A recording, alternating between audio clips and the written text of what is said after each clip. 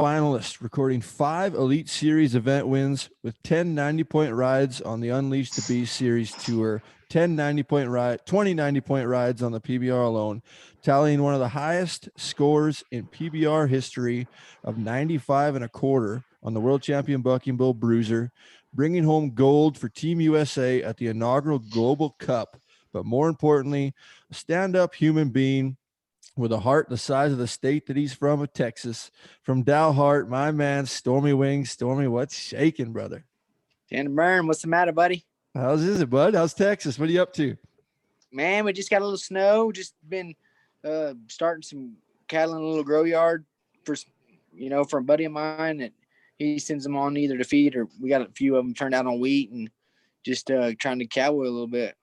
That's what you're up to now? Stay out of trouble, Always. So after obviously the bull riding and stuff, now you're back in Dalhart, taking over the ranch and going with the family business and ranching and cowboying. Yes, sir. Ranch I grew up on, roads that taught me to drive and stuff. I'm back there staying at my grandparents' house on my mom's side, my mom's mom and dad, where I used to come spend every Christmas and Thanksgivings and stuff like that. I'm staying there at that house now, and we're a little slow right now because it's winter time. We grass, we graze yearlings in the summertime, but right now just kind of hanging out, and I help that buddy. He's got a little grow yard that's about 3 miles away, so I told myself I was going to become a professional bull rider, and I was going to do that until I couldn't do it anymore. And then when I was done doing that, I was going to be a cowboy. And fucking A. I'm that's what I'm doing. You know what I'm saying? Yeah, fuck yeah. Okay, Story. Sorry, Tanner. No, go ahead. When we're talking about cattle and livestock and ranching, everybody sitting around here, that's how we all grew up. And yes, I know for me, cowboying as a kid, and you just learn the values and what a handshake is. How important do you think your upbringing was to you being as successful as a PBR rider as you were? A lot. I mean, I tend to think that my parents, I knew right from wrong, and my parents, they taught me to stand by my word and to not do anything half-assed and to go about it with 100%, and whenever you said you're going to do something, try to do it to the fullest. And if you didn't, you was there to tell them why and to own up to your shit. So I tend to say that it had a lot to do with it.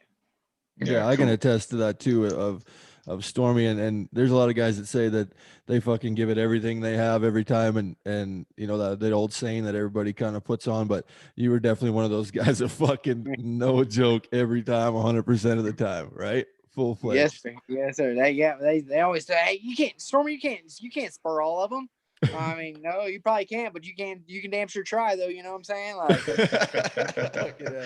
okay, well that gets into it for me, because so when I first seen you were in Cheyenne and you were traveling with Proctor, and you were rodeoing, and that was before you were on tour, and I think I just was fresh 18. So how did it all go about for you? You started obviously as a youth rider or whatever in Texas and did the associations, then you rodeoed for a while and then went to the PBR. But who'd you travel with? How'd you kind of grow up, or what was kind of the scenario for you? Well, I graduated from high school a semester early because I turned 18. I was in my class the way it fell. The way I was born in June, and for whatever reason, my mom might have held me back a year or something to send me from kindergarten or whatever. So I was at the class that I was in. I was the oldest one in that class. You know what I'm saying? I was the littlest one, but I was the oldest one of the oldest ones. And so anyway, I went to high school, and whenever I graduated high school, I that's what I told myself. I told myself I was going to become a professional bull rider, and then whenever I couldn't do that anymore, that I was going to be a cowboy. And when I turned 18, I graduated a semester early. I bought my PBR permit and my PRCA permit and started going to both of them, just whichever one I filled faster. That's where I went. It just so happened I filled, my rodeo one a little sooner than I did the PBR one. And it took me a little while longer, but I kind of one of my goals at first was to try to make the NFR first. And I just about did 3 or 4 times. And just because of my own stupid ass fault, I didn't, but started out, was going with Wade Payne, the guy from Beaver, Oklahoma. that I high school rodeoed with and stuff, right out of right out of the amateur rodeos and stuff. Him and Cody Parks, another guy that rode Bronx that was a good guy, and was in California. That Wade Payne, something had happened and he couldn't make it. Well, he was old enough to rent a car and I wasn't, and so I ended up having to fly my dad out to California to go to Hayward or somewhere. We flew in somewhere and went one way, and then we had to go from Hayward to a different one or whatever the case was, and he had to rent the car for me and stuff. Well, while I was out there, Corey Melton watched one of the perfs or whatever, and then we went on, and a week later we was back out in California or something, and I was with my dad again. He had to go out there with me again and get a rental car and stuff, and we went on that little run.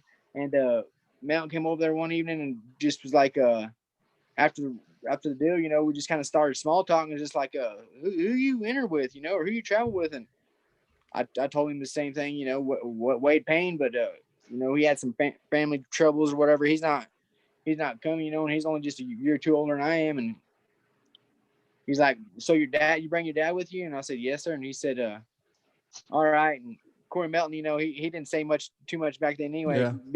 Great big old guy and kind of intimidating. Anyway, he left me his number. He said, well, if you're serious about going and you want somebody to interview you call me first next week. And had his number right there. Yes, sir. Yeah. And I got home. My dad's like, hey, you're a dumb son of a bitch. You don't call me. You get that fucking truck. Yeah. And I called him, and he got my card number down and stuff. And he's like, yeah, there's another guy. I got another guy that's from Texas. He's a little bit farther south than you. But I was thinking about, I need some good guys to go with, and y'all two are new and upcoming, and I kind of want to show y'all the ropes or whatever, and kind of like to enter y'all, and y'all go with me, help me drive and shit, And I was, yes, sir. So I called him that next week, and just so happened the guy that he was talking about from Texas was Douglas Duncan. No shit. And I mean, the rest fucking history. Yeah. Man, that's pretty cool. Like a legend. Corey'd probably been to the NFR and been probably to PBR. Yeah, like unreal legend. And then so that's how you and Douglas got to know each other and got to hang out. You didn't know each other before that? At state finals, I think, Texas state finals, I think maybe I'd seen him and heard of him before, at this, and then at some of them junior bull riders, like there was a junior steer ride or something whenever I was way younger, like 9 or 10, that was in Marble Falls, and I remember going down there to it, and Lane 14 had the steers at it and stuff, it was a long time ago. And I kind of remember hearing Douglas's name there or whatever, and then I didn't see him or hear from him for a long time. He was always a couple years older than I was, Okay. But then whenever I called Melton, I mean, that's who it was, and that's unreal. Yeah, Corey spent lots of time in Canada too. Corey was always good. He used to come up back when we did our first events on the East Coast. Corey come out and cleaned up. Yeah. I remember Corey. We had Scott. We were in Charlottetown, and then remember we had to get on a plane, and we were in Lloydminster the next night. Yeah. And Corey won both. I think Corey won 25,000 or something. We had a bounty bull, one of them Beastern bulls. Another Corey cricket. took home. Yeah, it was like 25 grand Corey won in those 2 days up here. But you can always count on Corey to come. He's good shit. Yes, sir. He was. He's a very stand-up guy, and I mean, I owe a lot of my. I mean, Douglas and I, whenever we were going, man, we gave him our card numbers and stuff, and we'd have a damn a little address book, that had the dates in it or whatever. And I mean, he would call us and give us runs for like as far ahead as he could for 2 or 3 weeks, and we just write them down, and that's where we went. And I mean, that's all we had to do. We had to call back every once in a while, find out what our stock was. And then there was a couple of times whenever he had serious stuff going on where he couldn't call in, and we'd have to call in and enter one. But for the most part, Melton entered Douglas and I everywhere. That's unreal. Yeah. And Corey always carried himself too. He looked like a pro when he showed up. Still does. Yeah, he's fucking the man. And he's a big dude. Like when he rode bulls, and he's probably packed on a few extra pounds. God bless him. We all have. But when Corey showed up, 15 years ago, he's got to be 6'2" and 185, 195. And hard. And hard. You're right. So I always liked having him around. Like he was just like me, bro. And he yeah, but he had guys, and he was bringing guys like he brought Fultine up. Speaking of Lane, he brought Clayton up to St. Tite with him one year. Ned Cross. He tried to work on Ned a little bit. That was a bit of a challenge. Ned was always good. Just don't add booze. Right. Yeah, for sure. Yeah. That, yeah, man. That or the river. That's funny though. Like Douglas and you, so you guys, I thought you guys always like as like youth rodeo guys knew each other and got together. So that's kind of funny. Well, like I said, them junior bull rides and stuff a little bit, but he was always a few years older than I was, and like I'd always move up age groups and shit whenever I could or whatever, they allow me to. But he was kind of at that point in time, for us being that at the age that we were, he was a little cooler for me than, you know what I'm saying? He's a little too cool for me. He's still fucking too cool for everybody. Oh, I know. Yeah. Hey, but it worked out. You guys had a relationship like full-fledged brothers though, like you guys fucking, like I was talking to my brother, was talking to Jess about stories that we had from back in the day. He's like, man, there's too many, but main thing I remember is just him and Douglas, Stormy and Douglas, just bickering back and forth like brothers, like you guys constantly loved each other, but fucking the first ones to get at each other, right? I mean, yeah, all the time, dude. And I don't know why, because I wouldn't really say much, but I mean, just talk shit nonstop. He would fucking about anything and everything. Shut up, Douglas. Shut up, Douglas. I mean, dude, there's one time though we drove. I had a Chrysler 300 and a little silver. So I mean, car that had like XIT and shit on the doors. Anyway, any major town we go through, something like that, cops would fucking whip us over. I mean, have us out cavity searching us and shit, Anyway, one summer we're going from Ponca City, Oklahoma to Sykeston, Missouri, and it's the middle of the summertime, like a July run or something like that, and our air conditioner goes out, man. And we were watching Lonesome Dove, and I mean, had the windows open up, and this some bitch is hot. Well, we get there to the Sykeston to the bull riding, like, an hour or two before it starts.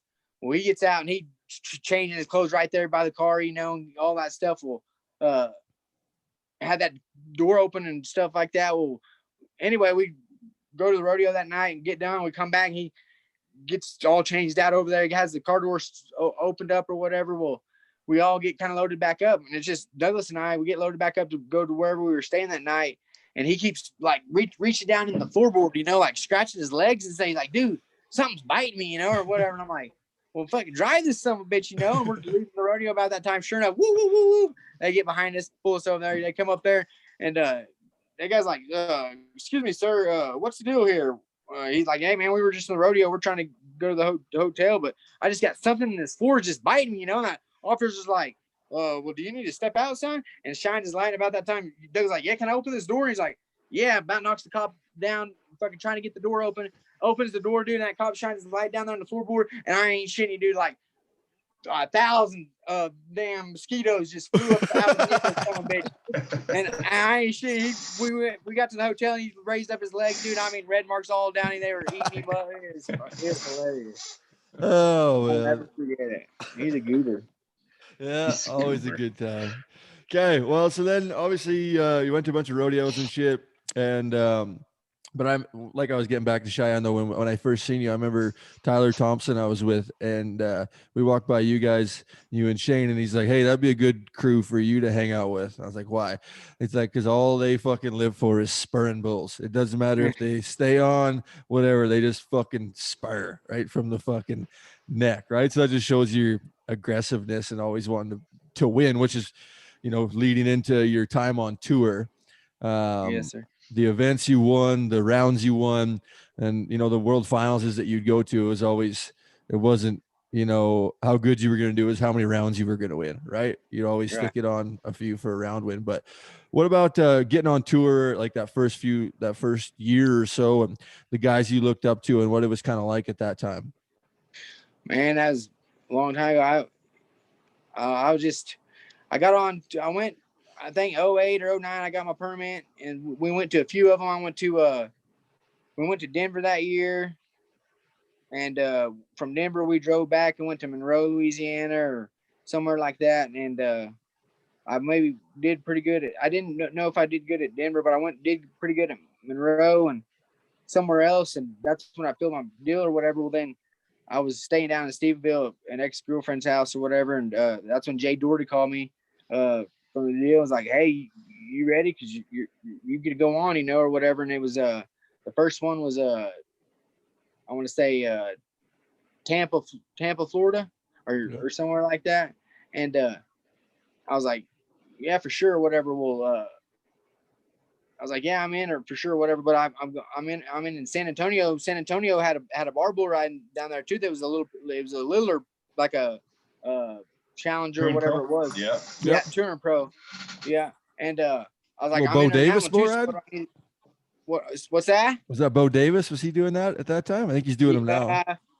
Yes, sir. He could have definitely been doing it at that time. Yeah. I can't remember who it was, but he's like, "No, there's a bunch of you guys that are entered up. Whatever. We got the Cattlemen's, some kind of Cattlemen's convention deal or whatever. They got a jet down there that we're gonna hire out for you guys.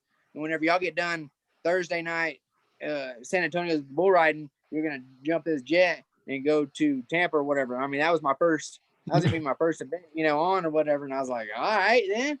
Well, Rockstars. for sure. Well, so Douglas and I show up to the bull riding in San Antonio, and there's a bunch of people there I know or whatever. Well, I was underage. I might have had a fake ID or whatever, but I was underage. Anyway, I get done. They throw me off or whatever. I get done. Well, I go peek around the bar just to kind of see who's all in there. And I remember for sure that Douglas was in there with maybe Rocky McDonald, and there was a couple of them, tipping them back or whatever, getting ready for this deal. Well, I didn't drink nothing or nothing like that, and drink a Coke and ate a plate of barbecue that they gave us on the bus ride from the bull riding to this jet, Well, Ryan Canner and Mooney and all of us was on there, and it's my first time or whatever. We get back there and I'm sitting by Brian Canner, and we start to Tampa, and everybody's bullshitting. We're all cutting up and stuff, and all of a sudden we start hitting turbulence, dude. I ain't shitting you now. Turbulence, and I look over there and Pinto is sitting back in his chair, and has his arms looped underneath the armrest of this plane, dude, and is looking at me like, dude, it thinks that we're going down, this somebody just pitching nose up and going down, and I start doing that too. Well, as it goes to bucking, I ain't drank nothing or nothing, I promise. All of a sudden, I'm like, look over there at Pinto, and he's really scared looking at it, and I just turned out to the aisle and I did puke all over this fucking gallon shit, man. Felt terrible, you know what I'm saying? Yeah. I start puking. In about 4 or 5 aisles up there in front of us on the other side. I hear somebody else starts puking. It was oh fuck. Yeah. Hey, was that? Didn't somebody get on the PA or like on the sound system and? Yes, Rocky McDonald does. It starts going on whenever all this. It's like full force right in the middle of this son bitch going down. We're not gonna make it. No, we ain't gonna make it. It scared the shit out of me. I thought every minute of it we was going down. I really did. Oh, that wouldn't be good. Wipe out the whole bull ride. Back then, was it Tampa? Were you at Tampa on like the Friday or Saturday, and then to Tallahassee from there? Did you go to Tallahassee right after? Because one year I remember they did Tampa and Tallahassee back to back. Was that before you? No, it might have been right before we did Tampa, and then after Tampa, I drove with Mooney and stayed down at Mooney's house, because then I think the next weekend was either Raleigh Durham or Charlotte. There used to be or yeah, but it wasn't Charlotte. Yeah. It wasn't Charlotte at that time. It was Greensboro. Yep, Greensboro maybe. Greensboro. You mentioned Cantor. Do you stay in touch with Cantor? No, sir. I haven't. Whenever I talk to Mooney, I still stay in touch with Mooney, but whenever I talk to him, I usually ask about him, and there's sometimes he's heard back from him, and then there's times that he hasn't. So. Yeah, he was there, and then he just kind of disappeared. Yes, sir. Yeah, he got hurt pretty bad and shit too. Yeah, a lot of. Yeah. He had a little boy, little boy too, right? He's married. Had a young one. Yeah. Yes, sir. Bull ride, man, you never fucking know where half of us get to when they're done, or what we're up to half the time when we're doing it. Oh man. Yeah, no shit. Yeah, right. But back to so on tour, you hit that one, your first one. Was Oakland the first one that you won? Was that your first event win? Yes, sir. Do you remember that, Chip? That's when me and you really got to know each other. Like we would hung out and stuff, but that was like my first year on tour. Yeah. At Triller's girlfriend's house or Fucking whatever. We A, played yeah. basketball down there. So I'll tell this every day. story. Yeah. So we go to, I think it was Vegas, or it was somewhere in Nevada that we were at. Laughlin, maybe? Yeah. Laughlin. We were there first, and I win second or third. I did good at it, so obviously stayed up all night. Me and Douglas at the casino playing cards, and you and Chase got the truck, and you picked us up at like 7 or 8 in the morning.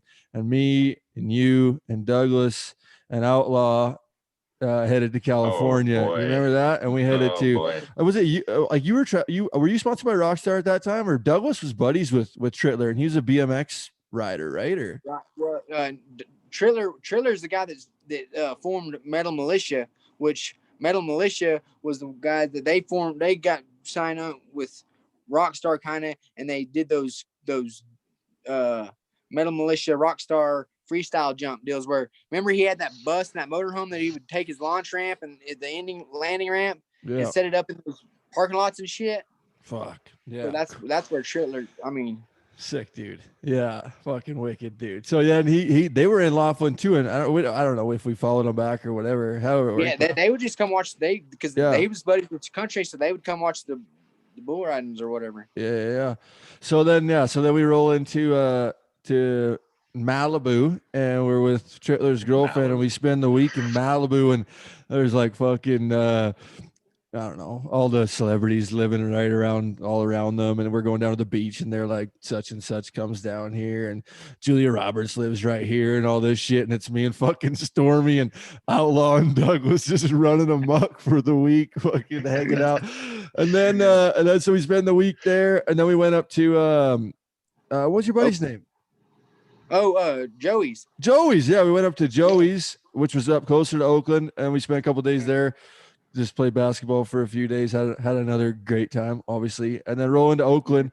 I'm fucking pretty rough and tough by this time. I don't do good with going hard in the paint. And Stormy fucking wins it. I fall off everything, obviously. Stormy wins his first event. I'm like, what the fuck? How did that just happen? And didn't you have to get Bushwhacker go there? Was there a bounty or something? Yes, sir, for $50,000, and he fucking threw me over on his head and put a big old. My head was all swollen up and shit. Couldn't wear my hat for like 2 days.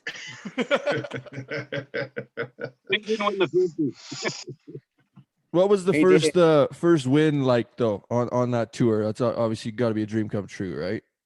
Oh yes, sir. It was badass. I'll never forget it. Yeah, definitely. Yeah, and then Stormy, I know you represented some of the biggest brands, like when Rockstar was heavy in PBR, you were a Rockstar guy. You had Yeti. I believe you're a Wrangler guy as well. Yes, sir.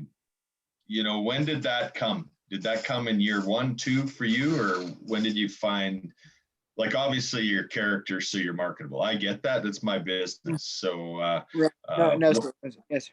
I'd be lying if I told you exactly when it was. I know there was a year or two that I was kind of Han Soloing it by myself. I would wear shirts that had like David Bailey was a sponsor. You know what I'm saying? Yeah. Like, I'm pretty sure I made that. You know what I'm saying? He never paid me not a dime, just some shirts to wear. But yeah. Everybody goes through that at the start. Yeah, and so you know what I'm saying. But I wouldn't change it for the world. I mean, they did our Dalhart wasn't always a pro rodeo before it turned pro. It was a big amateur rodeo, and they always did the stock here for it and stuff. So I mean, I grew up around those guys or whatever. So whatever. But then after year 2, I became pretty good buddies with Willingham, and Willingham was a Rockstar guy at the time, I think, and just kept being just being their buddies and hanging around and stuff. And it wasn't just too long. They through Willingham, they kind of picked me up or whatever. And then Willingham, he got to where he was back on tour because he was off there for a second. So that's why he was kind of helping me out. Well, then when he got back on, he was like, hey, we need to find somebody somewhere else, And so then that's whenever I got in with Brad Bessinger. Yes, sir. Brad Bessinger and Sean. We see. Yeah, we see he fucking does good for a lot of guys, eh? Yeah. He was they've always been yeah. wicked good guys for me. Yeah. Yes, sir. Stand out good guys. Yeah. What about the ride that stands out obviously for everybody, and fuck it, I hope it stands out for you because it's not just one of your best rides, or you don't even know how to explain it. It's fucking history. It's one of the best rides in PBR history, hands down. 95 and a quarter points on the 2 or 3-time world champion Bucking Bull Bruiser, Albuquerque, New Mexico. Let's set that up. Coming into the short round, picking them. How'd the weekend go? How did it all come about? And looking back on it now that we're all done and old and fucking telling old stories, how does it feel now looking back, and you know, what kind of memories come up for you thinking about that day? Oh, it was a good weekend, you know. It didn't last long enough, I don't think. But it was a good weekend. I was living with JB Mooney at the time, you know, going back and forth between here and Texas, but staying out there because my child, you know, Swade Marie, and staying out there with her a lot. Anyway, is whenever Ian McPeak first, the drop barrel deal kind of first started coming around. Well, Ian showed up at JB's house out there. The before the pit. Yeah, the Buckrights. Yeah, before the pit that weekend, he showed up on like a Wednesday or Thursday, and we had to leave on like, you know, Thursday before the pit because it's a Friday, Saturday, Sunday event. So on like Wednesday or Tuesday, Ian and his boys show up out there, and Mooney was living in Mooresville at the time, and unload this Buckright. Well, I get on it that, you know, that evening or whatever, and the next day before we leave, and that's kind of really all the besides just doing work around his house. You know, that Mooney, he'll work his ass off just doing whatever, and catching cows or whatever we'd been doing. Anyway, I kind of tuned up on that deal a little bit, and flew to Albuquerque, and first bull that I asked Cleet, you know, what it was, switch it or whatever, as a classic round. Oh, you know, I got a video of him or something. He kind of showed me a video or what, you know, and that bull kind of blowing out there and going left or whatever. And I mean, I thought, you know, as much as go left, I'm going to try to spur him. I mean, I may not, but you know, I'm going to try like hell, you know what I'm saying? Maybe with both feet, Anyway, he was good around the left and stuck his ass. And then the next day, show up and got even a bigger brindle. And it was that Cracker Breaker. Yeah. ACs out of a rights, you know what I'm saying? That son bitch is a handful. Buck like a son of a bitch too, and stick his ass. And you won both those rounds, didn't you? Yes, sir. Yeah, I won the first 2 rounds. I wasn't high enough. I wasn't high enough in the standings to be for the 15 or nothing at that point in time. They had one that weekend though. I can't remember anyway. They had it Saturday night. And Sunday I come back and had one of Boyd and Floyd's, and I can't remember what he was, a little gray bull buck, pretty good. And he throws me off like 5.5, 6 seconds, you know, and kind of hurt my feelings. And I was wanting to kind of get patted up about it or whatever, and just wanting to start fighting my head and shit. Well, I went back up there to the top, and I knew I wasn't going to be first pick, but I was going to be up there, you know, a little ways. And at first I was thinking they had one called Nitro Circus or something like that was good around the left, but he was just, you know, good or whatever. And I was like, Mooney, which one do you think? You know, you think this one here, this Nitro Circus, or do you think, you know, what do you think? He's like, well, do you want to be 88 or do you want to be 90? And I was like, 90. He's like, well, then you know which one to pick, you know. And he's like, he's gonna be around that left, and you're going to feel him whenever he's going to go the other way. You know, you're going to be able to feel him and just pick him back up, and he'll pack you around there. And as soon as he said that, there wasn't a fucking doubt in my mind. They loaded that son of a bitch. I was going to strap his ass that night because I already got on him at Springfield or Des Moines or somewhere earlier that year as a classic bull. And they said I slapped him, which I did slap the piss out of him, but but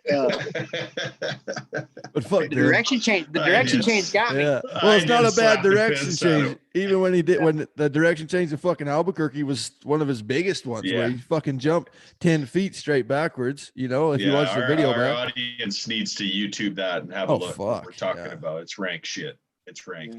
Yeah. You know, if that's 10 years earlier when they're giving out all those 90s back then, that's a you're going 99. Yeah. But then, so you stick him, got his direction change. ride him. Everybody Ride on the back of the chutes is fucking hat throwing, crazy situation. I was up top in the locker room, and obviously we can talk about Albuquerque. How the fucking building is, where it's the worst one Yeah. because you got to walk fucking 4,000 steps up and Right. down the stairs to our locker room. We were sitting up there watching Yes. it on the TV, and you remember Jack that did the intros for Yeah. the beard and all that shit?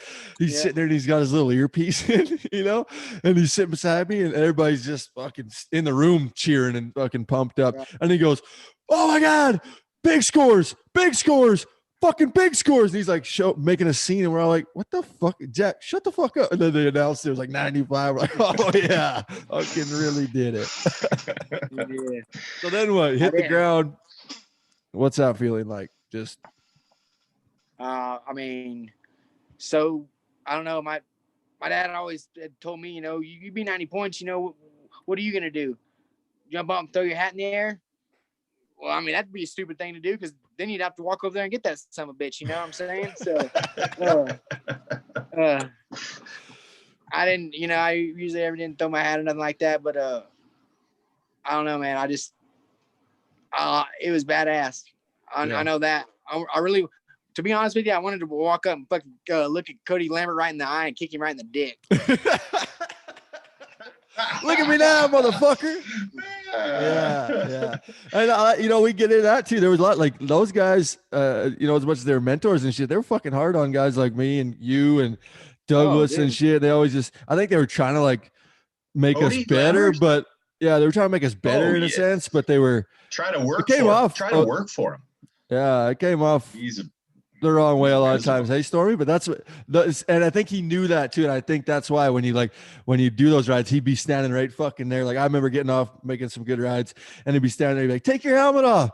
And I'd be like, still whooping and hollering. I'm like, what the fuck you talking about? He's like, I just got to make sure that's actually you under there. Oh, I fuck you, motherfucker. Yeah. That ride though, did you feel that was when you you were there, you felt more established, more comfortable amongst those guys after that? That kind of set you in the motion of here I go? I want to say from that aspect of it, from the very first time, whenever I got on, whenever we was talking back earlier, whenever Tampa and then like I said, Melton, he was on and he's one of the big deals, but him like that, Corey Navarre, I mean, was like that too or whatever. But whenever I got on the PBR, those guys that was on tour at that time, I can't remember, necessarily remember all of them. I think Mike White, Shivers was still going, but those guys, I like they welcomed you in and they didn't necessarily like try to, I don't know. Whereas then I was still going to rodeos too. So we'd go back to some of those rodeos. Once we got on PBR tour, we'd go back to some of those rodeos and some of those guys that was named for themselves, like, J.W. Harris, which I love J.W. Harris a lot or whatever. But he'd be like, oh, you're one of those pro riders now, pro riders. You're one of those pro riders, professional riders, and like they would make it where it wasn't, like you get along with all of them and stuff, but they weren't welcoming like Shivers and those guys was in the PBR. So I wouldn't say that time was back to Oakland. Like that was whenever, you know what I'm saying? That's whenever I realized that you can play in this sandbox. Yeah, when you won your first one, And that goes back. Stormy, a story I like with it with that's with you is my second ever event. I got on tour when I was young. I won a touring thing and got to go to one and got one jump twice and fucking licked my wounds, went back home and tried to get better. And then when I actually got on tour, like, when you got enough points and shit, and same thing, get the call from Doherty and you're here, come on. And it was Phoenix. And I remember I stayed on in the first round. We were getting ready for the second day. We're in the locker room and I knew you guys and shit, but I was like, fuck, you don't really know everybody, right? And you and Posy were talking about the next weekend we were going to Seattle, and I was not on tour or anything like that right at that time. And you guys were talking about a snowboarding trip that you guys were going to get up to, and you were like asking me, like, you coming? Are you fucking in or what? And I'm like, fuck, I don't know. I'm probably going to be in Detroit at the Touring Pro next weekend. I don't think I'll be with you guys, you know? And you just looked at me like, after fucking today, you will be. And you know that. And I was like, dang, it's like just little things like that, though, that probably like you're talking with guys that you were talking about, but you were the guy that I remember in the locker room, giving me that. I'm like, well, if this motherfucker thinks I can do it, I can do it. Yeah. So that's right. Yeah, that's cool. And that's memories. how they all. I mean, yes, sir, for sure. And I mean, that's one thing about it. Those guys are the best. You know what I'm saying? They're there for a reason because they're the baddest son of bitches there are. And there's in just one or two of them, there's 30 of them. And I mean, there's some of them that I got along a little better with than I did the other ones. You know what I'm saying? But for the most part, they're all stand-up guys. And that's what I miss now more than anything. I don't miss necessarily going. I miss being able to thump one's ass every now and then. But I miss the relationships, you know what I'm saying? I miss the people. I miss the camaraderie in the locker room. What are you doing for that? Like, obviously, you can keep in touch, storing with the guys, text, call, FaceTime, whatever. But do you get to a couple events a year, or try to, or is there a way you want to try to get back in? Like, would you consider judging, or pull a Tanner Byrne, start throwing the cleats on and stuff? Hey, this motherfucker has been. I've seen some videos. We can go on Facebook and everywhere. Stormy's been just diving the fence and fucking fighting the bull, haven't you? Oh, yeah? I have to, man. I mean, I don't know, man. It's just natural. Like, I don't know. Like, next thing you know, bam, I'm there. And that one I showed you, my buddy that rides quarter horses and I mean, like a reining pattern and shit. Anyway, he's real good. Rides horses real good, and has one of our fillies right now. But anyway, he was down there a bull riding school that I tried to put on in Amarillo, Texas, there 2 summers ago or something like that. And then it was a 3-day school, and the first day I started out with 3 students, and the second day I started out with 1 student.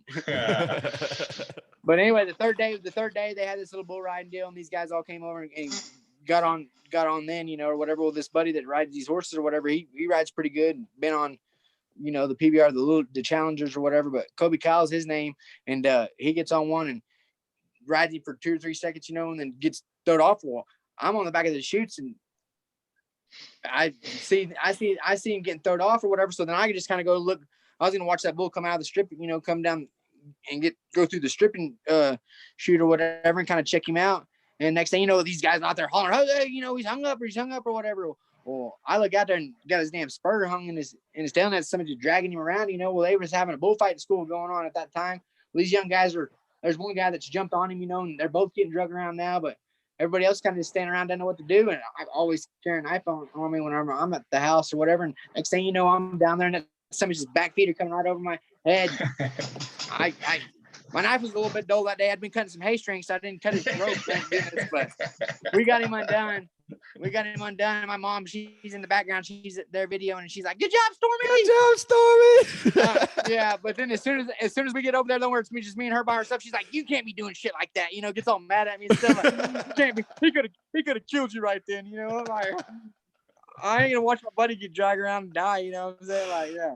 That video it's on your Facebook. We'll put it on the NFP podcast Instagram. It's a good one. The promo, yeah. Good idea. It was quick. It was he hopped the fence and got in there. It was close to fucking stopping your ass up. You got it cut, hopped up, done and done. Well, and then that other little buddy, he lives around here. He was at the bullfighting school or whatever. I mean, snake stomped the shit out of that little kid or whatever, and knocked all of his air out and stuff. Well, I posted that deal the other day, and he said something about, yeah, that was my first real wreck to work or whatever, and kind of got my motors going a little bit or whatever. I'm like, it's either that or is that somebody stepping in the middle of your back? One of the two.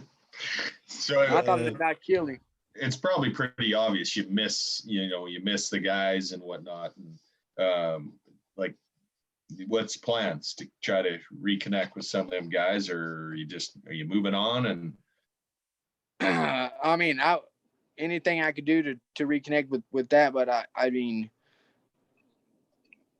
I don't think I don't know. I mean, I would try go and judge, because there's other people that ask me, if I judge or whatever, and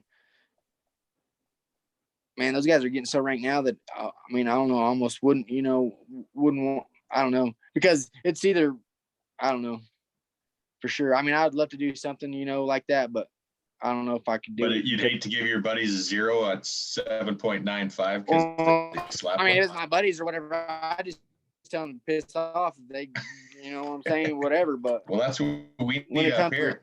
That's what I used to be brought up, Tyler Thompson. That was always the deal up here. Somebody say they call me and they say they want to judge. And my first question was, would you tell Tyler Thompson to go fuck himself? And they're like, no. I'm like, well, then you can't judge. Sorry, right, guys. right. Because Tyler's just going to boss you around. Well, I mean, that's how, and that's what, I don't know, that's kind of what has me held up on trying to do something more with it, because I would always, Cody Lambert, I have a lot of respect for the man or whatever like that. And I would always ask him stuff, you know, if I was fighting my head or whatever, and he would always, you know, the stuff that he would say would always make, you know, pretty good sense and stuff like that. So I'd always ask him, but then there was just the little things like that he would do to cut you down. Finally, you know, I had enough of it, and I'd always try to avoid him and stuff. And he'd always come and try to make, you know, point it out something that, you know, necessarily shouldn't have been brought up at that time or whatever, and kind of try to belittle me and stuff. And finally, I can't remember, it was in San Antonio or somewhere like that. In the locker room, he came in there and he's like, asked me something about, oh, you've been staying over there. Douglas and I were staying with Sid Evans that had bulls that was taken to the PBR at that time, that lived right down there by San Antonio. And so we'd been staying in his house through the week, getting our practice bulls and stuff. And he's like, hero, you know what I'm saying? Like, I had a lot of heroes, but Chris Shivers was like, that was a bad son of a bitch, and I mean, a good man. And so Clee come in there, and I mean, Shivers is sitting right over there, and Shivers is kind of trying to raise his eyebrow, kind of trying to check it out, you know, and just the way Clee went about it kind of pissed me off, and I didn't really say nothing. I'm like, no, sir, I mean, which we hadn't been. I said, we just been drinking some cold beer and trying to practice up for these some bitches that you rank for us, you know, like, that's all we do, you know, and helping him do some cows and stuff. And that's bullshit or whatever. I'm like, what are you even talking about, Cleet? He's like, yeah, you know, that marijuana, you smoking that marijuana. I'm like, what is that shit? What's that shit look like anyway? Or you want me to find you some or what? And he kind of moved on out the door, you know. Well, Shivers is like, what was all that about? And I was like, I guess he wants me to find him some drugs or something. And Shivers like, are you shitting me? I was like, Shivers, I don't know what he wants, man. He's just running, you know what I'm saying? Like, I just try to avoid that motherfucker, you know. And he's like, hell, you can't avoid him. Just fucking give it right back to him, and then he'll like you forever, you know, or whatever. And so then after that, that's whenever I would quit trying to avoid him and shit. And that'd be the first one I'd go up to. Mr. Cleet, how are you, sir? You know, shake his hand, and is always pretty good. But Duluth, and this was several years. I mean, I was a veteran by then, you know, or whatever. Well, Douglas was still on tour, and Douglas was getting on this one that started in Duluth, Georgia, started fighting the shoot real bad. And I was the one spotting him, you know. And I mean, I had my hand anchored off, my free arm anchored off, you know, my left hand anchored off on underneath the bucket chute, and was holding. And this somebody was about to pull me in there with Douglas on top of him. Well, I mean, so bad that Tyler Hart steps up there, and now there's two of us spotting Douglas, you know. And I mean, this somebody just ain't stopped, just in there steadily kicking, wrecking these bucket chutes out, you know. And finally we get him stopped or whatever. Douglas has got to get resituated and repulled. About throws Douglas over his head, and mind you, the 3 sections before this, all these Brazilians want to take a long time in there and stuff, and not, you know, want to toke the deal or whatever. So then it's been long enough to where bull riding's kind of running behind because we've been waiting on these guys or whatever. So this bull, I mean, as soon as Douglas goes to slide up there, starts doing that, and so then Douglas has to repull, you know what I'm saying? That's just all there is to it. This somebody just kicking in there hard, you know. Is Cleet running the chute? Was Cleet running the chute? Oh, yeah. Yes, sir, he was. Well, and I mean, it's got to where it's a quiet time, you know. And I mean, we have people that are standing up on top of us for the toughest people's pens spots, the tough seats to wear, whatever. And he comes over there, and I mean, right when it's real calm, it's like, what the fuck's the deal over here, you know, or whatever. I'm like, Cleet, somebody just tried to kill Douglas in there, and Douglas just about didn't make it, you know what I'm saying? Like, he's like, Well, if you guys let go of him, it's you guys spotting him that's made him have to repool or whatever. And I'm like, Cleet, he asked me to spot him. If I was not to spot him and he was to get wrecked out on the front of this bucket chute, it would be me have to live with it, not you. You know what I'm saying? And I kind of start arguing my point right there, on why this is going on. And it's kind of a quiet time. And I kind of went to giving some lip back, like, hey, he's asked me to do it, so I'm going to do it to the fullest of my, you know what I'm saying? I ain't going to let him go, Yeah. If he can't ride him by himself in there, how's he going to do it out here? Like, I don't fucking know, Cleet. You know what I'm saying? Like, that's above my pay grade, buddy. But I'm just going to do what he asked me to do, you know what I'm saying, right here. And kind of went to giving it back to him, right there. Well, he's just, hey, fuck you, you little motherfucker, like that. And I said, dude, what? And I looked at, and Dylan Page was on the back of the bucket chutes, and I looked back at Dylan. I said, Dylan, what did he say? And then Dylan's like, I'm not sure. I said, did he say fuck you, you little motherfucker? And Dylan started smiling, that one gold tooth, and he started smiling and shook his head like that. I said, Douglas, you're on your own. And I went to hopping fences. I said, Cleet, I will meet you at the fucking outgate whenever this next break comes on. I will meet you at the outgate. And whenever that next break came on, I met Cleet at the outgate, and I said, hey, I don't know what you were saying out there, but you ain't gonna talk to me like that, because my daddy damn sure don't want to talk to me like that. And you can kick me out of the PBR if you want to, Cleet, but we'll go outside right now and I will whoop the fuck out of you. And he said, hey, whoa. Now, just calm down. I want you to really know that we could always talk about it, or whatever. I said, well, I mean, that's fine, but you ain't gonna call me a little motherfucker out there, and you know what I'm saying, in front of everybody like that. Everybody, yeah. And he's like, well, I just want you to know that we always talk about it, and that's a true story. That really did happen. Yeah, I love it. I love it. What about the gate man that time when was it Mike White had one of his bulls, and that gate man was talking back to Mike, and he said kind of the same thing, and you met him out back? Yeah, I met that gate man out back. One of the gate men on the Built for Tough series? Yeah, he's cracking latches. Tell that one. Yeah, because I don't really know the whole deal. Was Mike White had came up there, and this guy had done something that was kind of obvious, with tripping latches, or did something, and all Mike White did was come up there and was like, hey man, this next one, try to do this, trying to help him out, like, because he'd been there and done that, or whatever, but just didn't want. It was like telling this guy that, well, this guy was just, like he'd been there and done that and wasn't listening, and was. Oh, I know who you're talking about.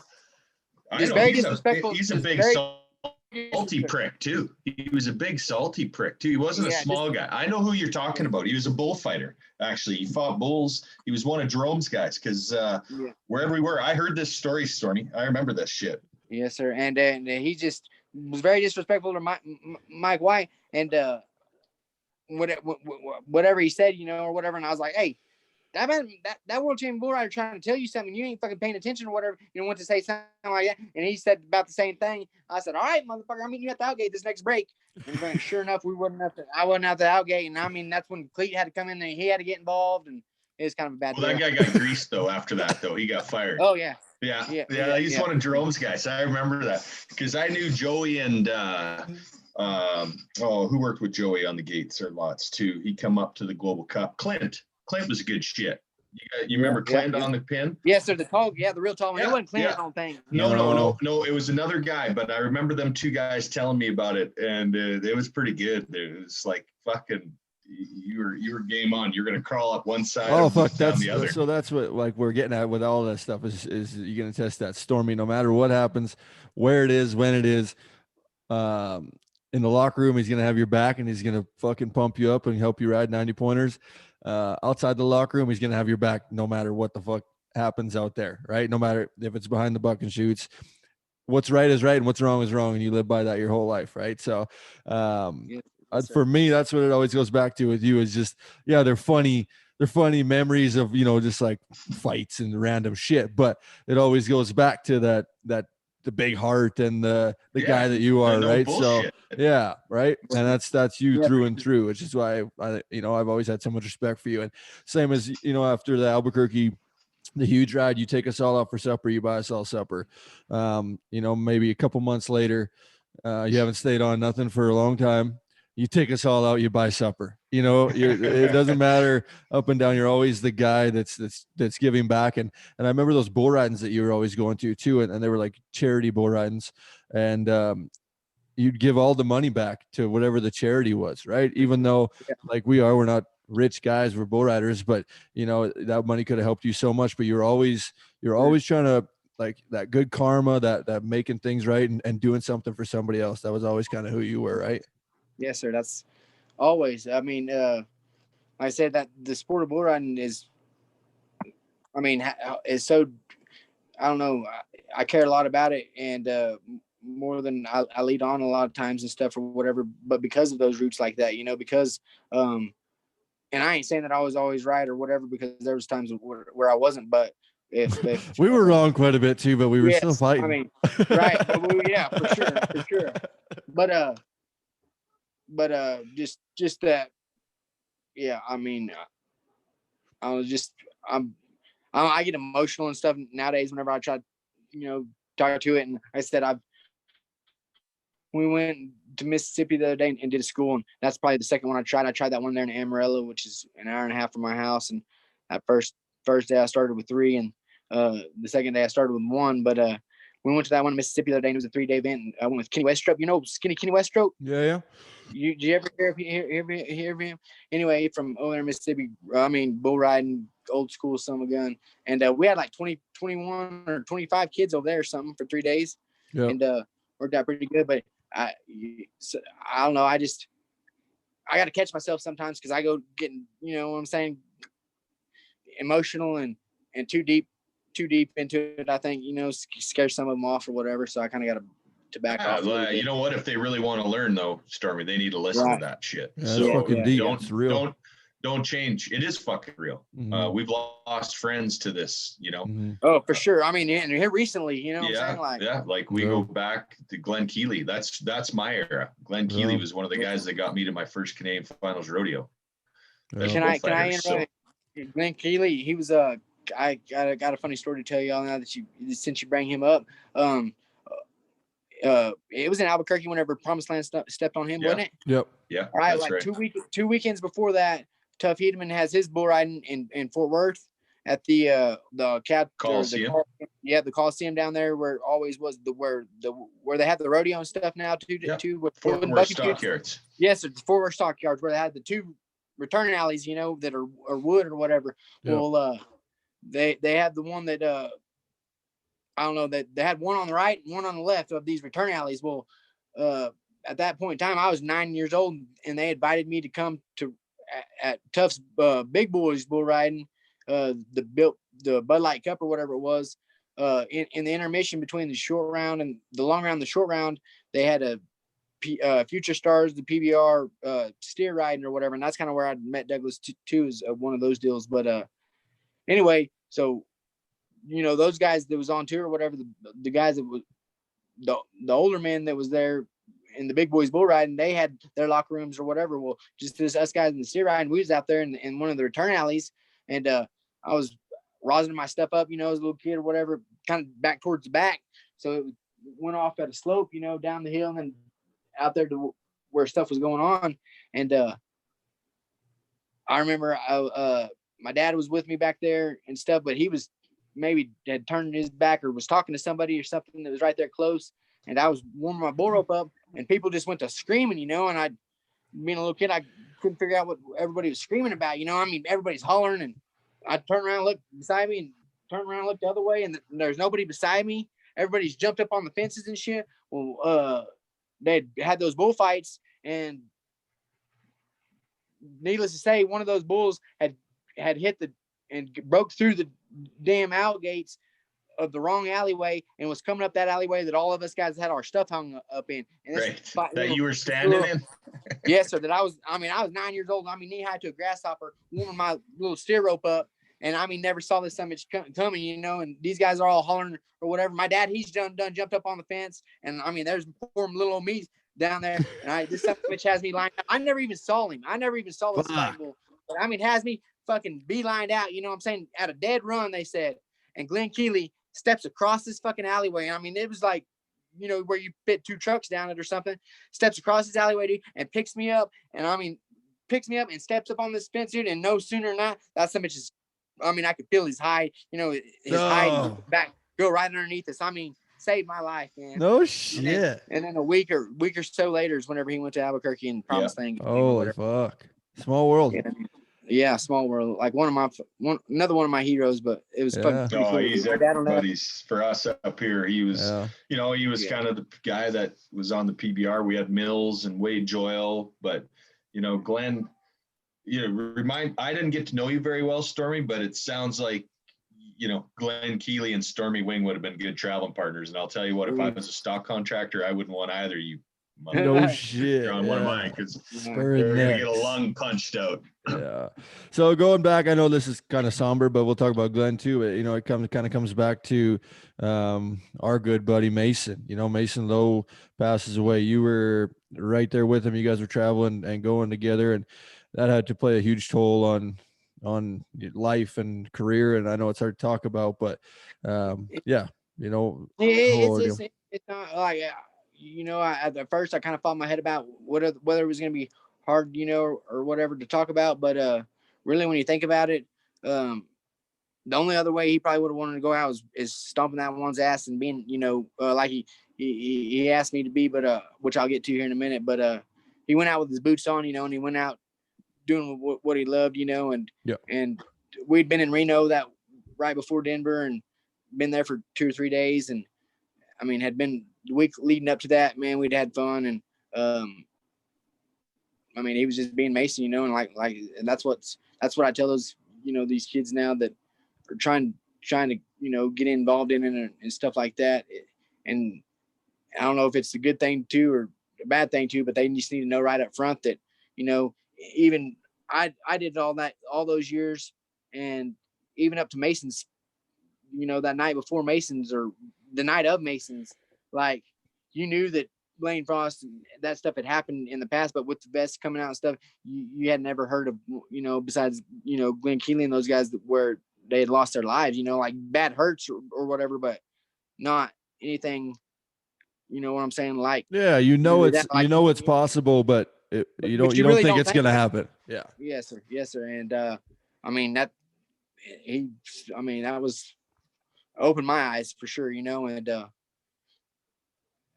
I don't know, man. He just, like I said, I think he went out with his boots on, and I don't think he'd have it any other way except for the last thing he told me was, because I was out the night before, and I was winning the round the night before, and they had all came and watched me or whatever. Well, then they all went out to where that Grizzly Rose or whatever's in Denver, Yeah. I went back to the hotel, but they went out. I mean, I guess tied one on him and Kurt Shepard. Yeah. Burtonshaw. Yes, those three, man. I guess went out and tied one on. Well, the next day we get up and we go walking down trying to find something to eat, and they, I got a little clip of him, Mason gets one of these scooters and riding it downtown Denver, laughing and shit or whatever. But anyway, I go that night and I'm just being a spectator then, and it's getting about time for his section or whatever. So I was just watching on the TVs in the back there at Denver, and I go stand up on the back of on the chutes, and see Mason. I nudge him. I'm like, "Where you at?" And he's like, in the 90s, still one to load. I'll be in that back chute, or whatever. And I was like, "Sweet, you need a hand or anything, or whatever?" And he's like, "Yeah, pull this glove back." So I'm pulling his glove back, and I'm like, "Yeah, but I mean, you need to pull or anything, or you good, or you got it, or what?" And he's like, "Yeah, to be about 87 or 88," and smiled. Yeah. I said, with his what, 2000? Yeah. So I thought I pulled it to be 88. So I don't know. I mean, I don't know if I did or not, he's just such a good character, such a good fucking dude, right? Oh, me. Yeah. For sure. Listen to these stories and what Tanner told me, Stormy, leading up to this podcast and whatnot. And I was doing some homework and I was reading an article about the Global Cup in Edmonton. How JW is your captain, but how your teammates really rallied behind you. And probably the majority of our Canadian listeners and Canadians watching this, here's the guy that cost Canada the Global Cup on their home soil right here. Yeah, you motherfucker. And you know what? You never once said, no, it's not about I. There's no I in the word team. You're quoted, saying everybody pitched in, but that came with some very high regard, which I think speaks a lot, for one, to get put on the team and to have Justin McBride pick you like number one. He picked you, and then you step up and deliver the performance you did, and probably your biggest payday riding bulls too, eh? Yes, sir, for sure. Probably, yeah, for sure. That's that list that Ginger sent me. Asked what was one of my biggest or most best accomplishments or achievements or whatever, and I would have to say to that one for sure, just because it was back and forth at first. I wanted to be on. I mean, who wouldn't want to be on? Represent their country for the Global Cup, and I wanted to, and it was back and forth, and yeah, they was going to, but then I wasn't really riding that great. So then it was back and forth, and they did. And so then McBride called me once or twice and, chit chatted with me, trying to fill me out and, back and forth and yada yada. And finally, come down to it. And he picked me, and I was honored, and went out there and that group of guys. I'll just never forget that. I had my mixture right that weekend. Fucking A. Yeah. That year you Sure. did. That whole year you Right, did. What do you think? That was 2017. So that was your highest finish in the world. Top 10. You won, I don't even know tons of money. I won the pit and then Tacoma. Yeah, right. Tacoma. And just a phenomenal year. What do you think was you had your mixture right, obviously, but you and JB were rolling like that. You had what do you think was that year was so special for you? We all have that one year that stands out to us, but what do you just rolling, or what do you think? Yes, I mean, I thought just I mean, I don't know, because even throughout those times, there was times whenever I was fighting it, like fight shit that you shouldn't even be fighting, like this.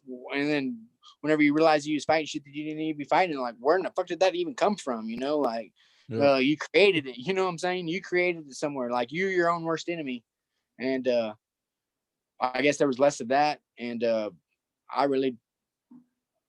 mean, I guess maybe that, or I don't know. Maybe he knew that he was fixing to cut my time a little short, so he let me have a good year to kick some ass.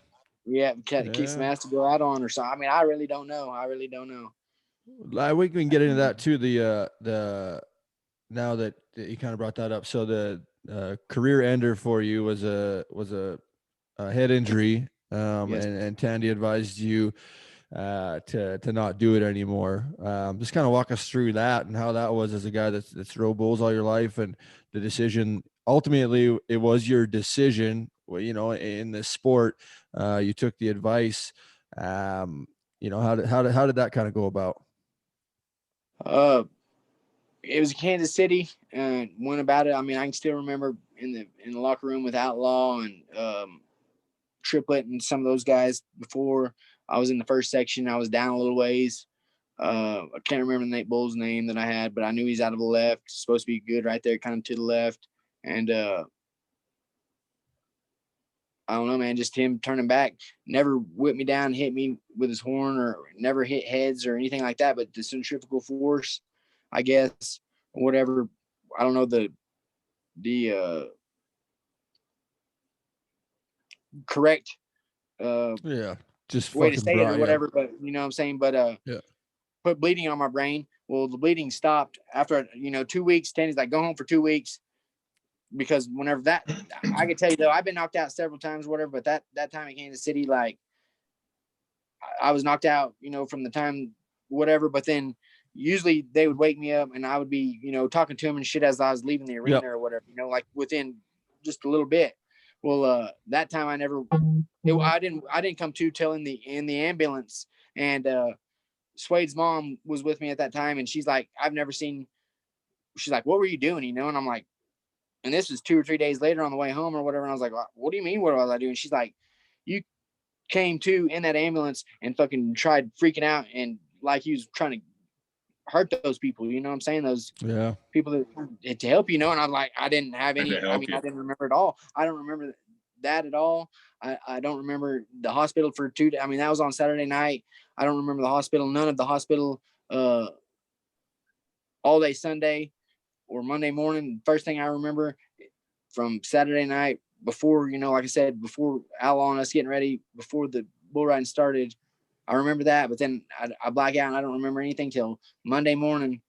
she's driving us on the way home, and I come to. Yeah. And I mean, that's a long time to black out, Yeah. forget No or whatever. shit. And Yeah.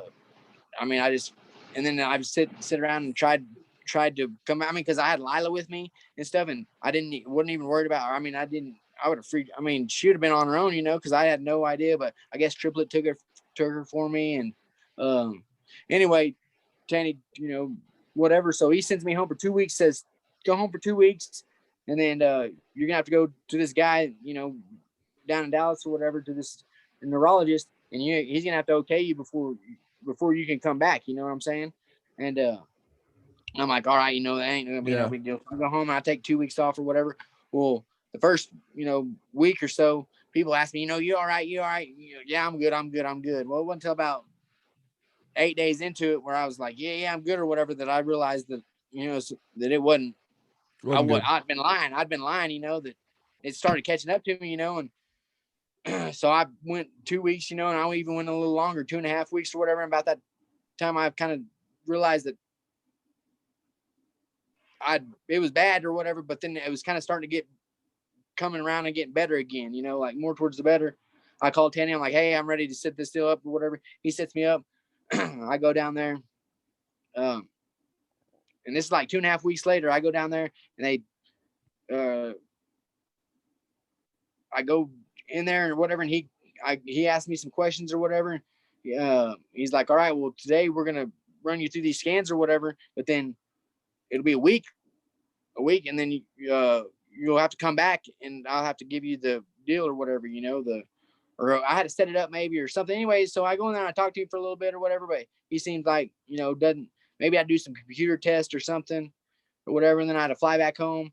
And then I went back down there, and then that's whenever they laid me down and did me through the, all the CT. All, yes, sir, all that.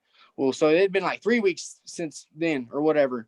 And I go down there and they get me in my robe or whatever and lay me down on that deal. And they always say, try not to sleep, but just relax or whatever. Well, every time I'll cut a nap. You know what I'm saying? Every time, I guarantee. I cut a nap. Well, I cut me a nap, and all of a sudden, next thing you know, I remember it's like, I don't know, man, something loud trying to wake me up. They're like, something's going off, and I need to wake up or something. And I raise up, just steadily raise up, and I'm good thing that I was outside of that deal, because if I would have, it would have knocked me out. You know what I'm saying? Holy inside fuck. that tube or whatever. But I'm just outside of it. And when I raise up, and the deal kind of falls off of me, whatever. And I get up whatever's on my face and stuff out from my face, dude. And I mean, just like a damn ET or something like that. Straight vomit all over this bed and all over this, all over this high. No shit. This high, you know what I'm saying? Yeah. The shit scanner. Yeah. I mean, the people all, I mean, I felt terrible. And I don't know why. I'm like, they're like, oh no, it happens all the time. But just little shit like that, I knew wasn't that. Yeah, you were right. Yes, sir. I wasn't right. And for that reason, I kind of kept that in the back of my mind. Well, so then I had to go home for a couple hours. I went back to the hotel for a couple hours and let him do his stuff or whatever. And I went back up there, and he gets me in his office and means, this and that. We kind of small talk or whatever. And yes, sir. I got she was 7 at the time. She's 8 now, but I got a 7-year-old daughter, Swade Marie. She lives in South Carolina. So I'll be back and forth, going to visit her all the time and stuff. And then, riding bulls or whatever. And I think at first he kind of thought that I just, did riding bulls just once, one time. And that's when it got me hurt or whatever. Right. Oh, you yeah. didn't Whatever. understand your career. Yeah, This is he your didn't. life. He didn't. And he's like, so if you was the NFL football player, then I would have to tell you, no more contact, like, you're done or whatever, And I was like, I'll wear another fucking helmet. I'll take another 2 weeks off. I'll wear 2 helmets if I have to, but I ain't going to be done. You know what I'm saying? There's no way that, and then he kind of realized it, because I was kind of a dick about it. And I had to go back and apologize to him later, but he's like, well, it's just not what you wanted to hear. You weren't prepared to hear that at the height of your career. Right. And I wasn't. And so then he kind of took a step back, and he's like, well, let me rephrase that. You just come over here, and sit me down on his computer and showed me you know, and just showed me, is like, I mean, there's the damage that's there. It's not bleeding anymore now, you know. So if as long as you stay right there and don't put it in any kind of danger or shake your head around or anything like that, you know, then you're gonna be fine. But as soon as you go to getting back around any of this or whatever, and I'm telling you, like, one of the worst cases of whatever it is that I had that he'd seen, you know, he's like, it could be from somebody slapping you, or it could take you run into a Mack truck going 70 miles an hour down the highway. But whichever one it is, and whatever time it comes, your daughter will either feed you through a straw or she will bury you. Fuck. And you know what I'm saying? There's no, I mean, there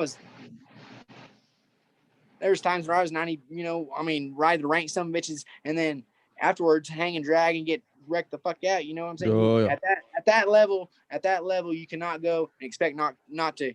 Yeah. You know what I'm saying? Expect not to get hurt, or to put yourself in that position to get hurt, you know?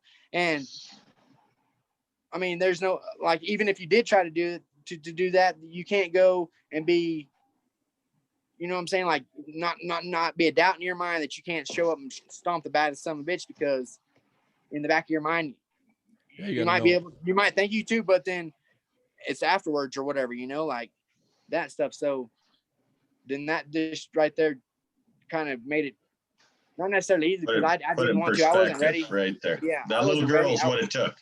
Yes, sir. That little girl is what it took. Yeah. Yes, sir. Yeah, and you can see that to this day. Swade Marie, obviously, all over your social medias, and you know, every time you talk to you, is that's your life. You know, that's your girl, and you know, that's something pretty cool. Where bull riding and all the titles and all the championships that you won, there's nothing that can do that compares to that little girl of yours, and you can see that. And I know that, you know, for all of us here, we know you made the right choice, and being with the, you know, with the Ty Posmon Foundation and all the head stuff, and it was really new to all of us at that time. You know, even when you were getting hurt too, like we didn't know, like we all lived through all that sort of shit, concussions, and not even thinking twice about it, right? And without those doctors that you went and talked to, you wouldn't even have probably thought twice. You didn't feel right, but you wouldn't have thought twice about going back and riding, you know? Yeah. So it's pretty amazing to see how far things have come. And as bad as it is, it's, you know, it's probably the best thing that gave you